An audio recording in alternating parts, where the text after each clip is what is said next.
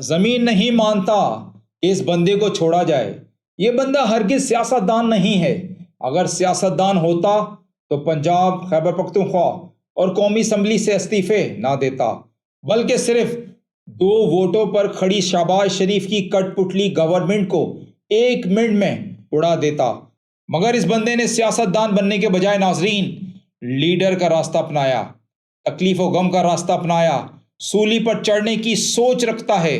انسانی نفسیات کے ماہرین کہتے ہیں سب سے سخت اعصاب کے مالک بحری جہازوں کے کپتان ہوتے ہیں، لیکن ایک کرکٹ ٹیم کا کپتان اتنا سخت و جان اور حوصلے والا ہوگا کہ دنیا بھر کے ماہرین نفسیات اس کی قوت برداشت اور قوت مزاحمت کے لیے پیمانے ڈھونڈنے میں مصروف ہیں، لیکن ابھی تک یہ اندازہ لگانے میں ناکام ہیں کہ کپتان کے اعصاب کتنے مضبوط ہیں۔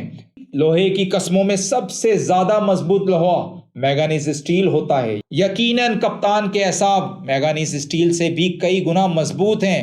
40 برس کی عمر میں انسان کی قوت مزاحمت صرف 56% رہ جاتی ہے، جبکہ 70 برس کی عمر میں انسان صرف حالات کے مقابل آسانیاں مانگتا ہے۔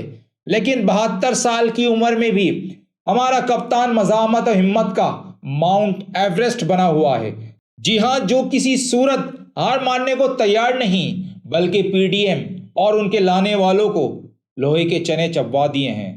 کپتان کو صدر پاکستان عارف الوی کے ذریعے 2 آپشنز دیے گئے تھے: پاکستان چھوڑ دو، سسٹم سے ٹکر لینے کی پاداش میں بھیانک موت کے لیے تیار رہو۔ جی ہاں ناظرین، تاریخ عالم کے 50 دلیر ترین انسانوں کی فہرست میں 13ویں نمبر پر موجود کپتان عمران خان نے دوسرا آپشن قبول کرتے ہوئے جواباً یہ کہا: موت کسی ایک کی لازمی ہوگی، میری یا پھر اس سسٹم کی موت۔ ابھی تک کے لیے اتنا ہی، اپنا خیال رکھیے گا۔